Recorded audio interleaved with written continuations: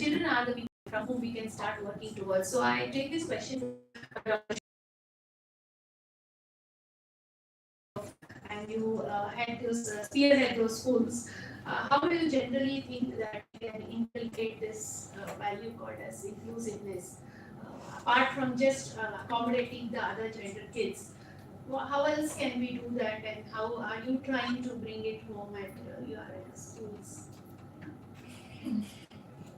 Basically, when I already told you, inclusive, she was saying that, why? Can everybody tell why? Everybody, whatever it is, we have the agenda, whatever it is, we have the agenda to reach the same kind of knowledge for every single child. Isn't it challenging? See, I'm a mother of two boys. Having two boys they're just 2 years difference. Handling them at home itself, I go mad. I'll be like telling my husband it's better to be at school. But in school, we are dealing with 1,000 different brains from different houses. You don't know how the environment was when he grew up. Maybe there was one child who was hurt, there was one child who had a childhood trauma. I mean, all of them come to the same classroom and you expect the school to give the same kind of knowledge. It is challenging, right? Yes? How many of you agree it's challenging? Yes. Yes. But are we here to do it still? Yes. As teachers, as educators, we know it's challenging, but we are not denying that it's not possible. We are here to do this impossible task. Now, for this, what we do at schools is, when you create the environment, the key role is played by teachers. You have to sensitize them. First and foremost, especially in the age group of 3 to 6 or 7 years, the teachers should know how to pick up the children who have the disability.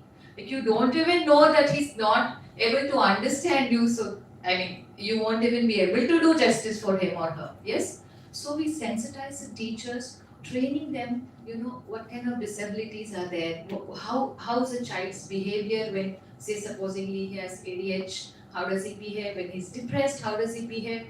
You're teaching the same apple. A child who's hyperactive, he's like, ma'am, apple, apple, apple. He doesn't even let anyone tell it's apple. There's another child who's so depressed, you're teaching him apple and he's like, Babu, it is apple. Apple. The same thing, but you see, this is what we are sensitizing the teachers to understand. The moment you diagnose a problem, handling the problem becomes half done. You agree? Yes. The problems actually diagnosed in my terms, you already are entering into the treatment. So it's very important for the teachers to know what are the different kind of disabilities and also some sort of knowledge on how to target different disabilities. Especially when I'm seeing in my experience over the 10 branches, these days there are a lot of children who need special educations. They need different modalities of teaching. So what we do at New Baldwin Group of Institutions is each chapter is taught to a child in 3 different ways.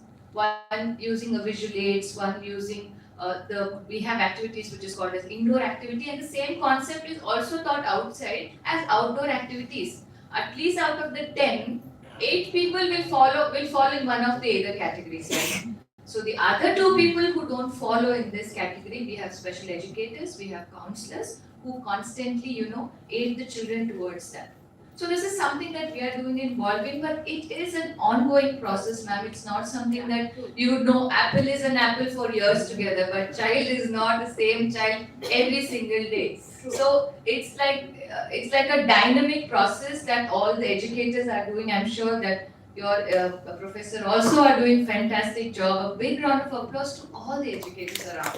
Thank you. Thank you so much. Let's move on to hear from Ms. Neha. Ma'am, you have been a creative entrepreneur. Definitely, you would have shaped yourself understanding inclusiveness at different stages in this industry, especially art and design. And what are your deliberate choices that you had to make so that you ensure your company reflects diverse background people and people who are underrepresented? See, in the space of creative industries, I feel that the whole aspect of inclusiveness is a very it's a cultural responsibility for us, because any design we churn out, any narrative that's put out, any kind of storytelling, always, it amplifies and people start normalizing it. So the society starts perceiving it, as real, right? So it's very important for anybody in the creative and the creative industries, like say for our, the work we do with design and branding. It's very, very important, essential for us to include different, say, skin tones, right? Different body types, people from underrepresented communities. So it becomes, I feel it's a cultural responsibility for us. So we're very conscious about it. We work with a lot of um, not well known, say, artists who are always not popular, right? So we work with, the regional voices, and we also, like, we work with the airport, the Bangalore International Airport. So when we are turning out a design for them, it's very important for us to show that we are a global platform, right? Now we can't only show, say, only brown skin there, or we can't only go Eurocentric there, right? So we have to break the barrier and include everybody. At the same time, when we are working with somebody who's based within, say, Bangalore, and they're probably like servicing communities here, so we don't necessarily have to include the other faces, but talking, like I said, regional narratives, including people from different backgrounds. So these are our very conscious choices, Ms. Amira. Thank you, ma'am. Thanks for that. Putting forward that thought. Actually, ma'am, Anuradha ma'am, we would love to hear from you, because universities usually are meant to be like crucibles of progressive thought processes. But in this area, when you're working towards, what do you think should be a few systematic interventions which can be brought, so that maybe in terms of hiring or maybe in terms of curriculum, so that we ensure that this inclusiveness becomes part of the daily operations of a university, so that in the true sense it brings progressive thought processes into the life.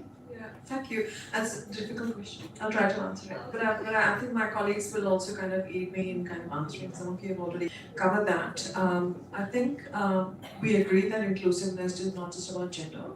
And Shweta Madam talked about, students with different learning disabilities, maybe with mental health issues.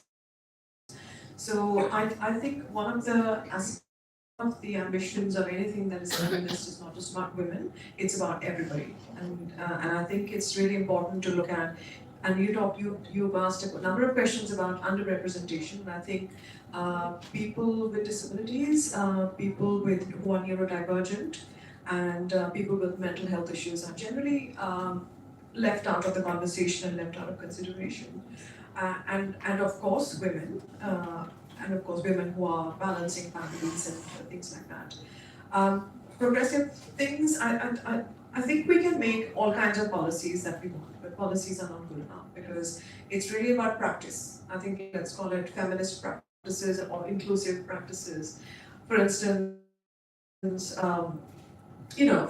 if you are looking at leave management, if you're a line manager and your colleague is somebody who's a new mother, or a person who is a single parent, or anything that requires, I guess understanding and inclusion, and managing attendance and leave all of that. I think that has to be done sympathetically. And has to be done inclusively and fairly as well, so that it's not like somebody's getting special treatment just because they're a parent. But we understand that. I've lost a number of colleagues to what this thing is called the maternity leave, and to restart and rejoin is actually the hardest thing. A number of corporates are starting this rejoin or restart, coming back, the comeback story. We don't tell enough of that actually.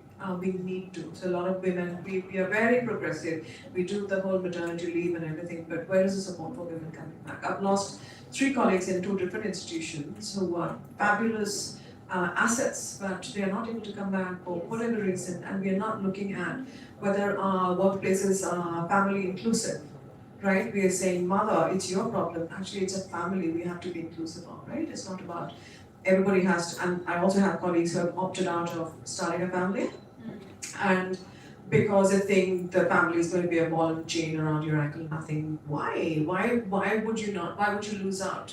Because you have to make a choice because practices are not progressive. It's not that the policies are not progressive at the institution level, but the practices are not. So they make these choices, and I've seen really good colleagues kind of exit the system, and what are we really doing to support them back?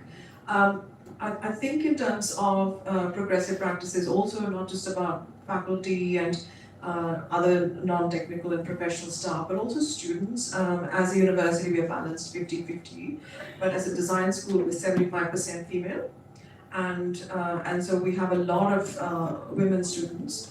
And I think we always have to be conscious that there's I think, ma'am, you also talked about body image and all of those, the self-image of young women. We have to remember what we felt like when we were 15 or 16, pre-adulthood, and that adolescence, and I think all of that has to be so.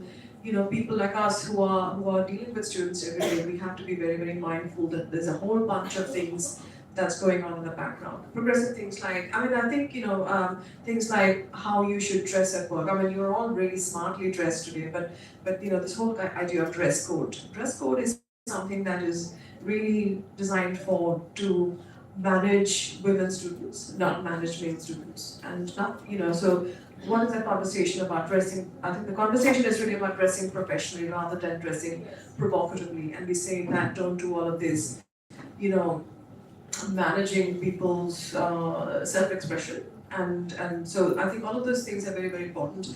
And one of the things we always talk about with women students, because, see, I'm really talking to the back of this audience here because you're all sorted. But those guys are still, they are still, work in progress. We're all works in progress, but they're all kind of works in progress. And that's my clientele, that's my audience, right? And I think whether it is men or women, there is something I love to talk about. It's called the imposter syndrome, and a lot of you are never going to get there because you don't believe you can get there.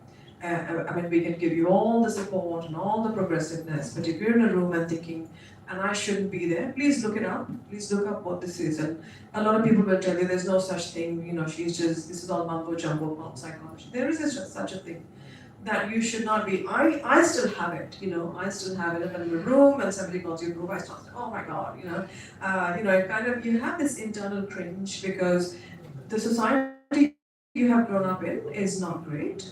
Let's just be frank about that. That's why we are here. That's why RVIM is hosting this panel discussion, right? So I think imposter syndrome is something that's very, very important for all women to be conscious about.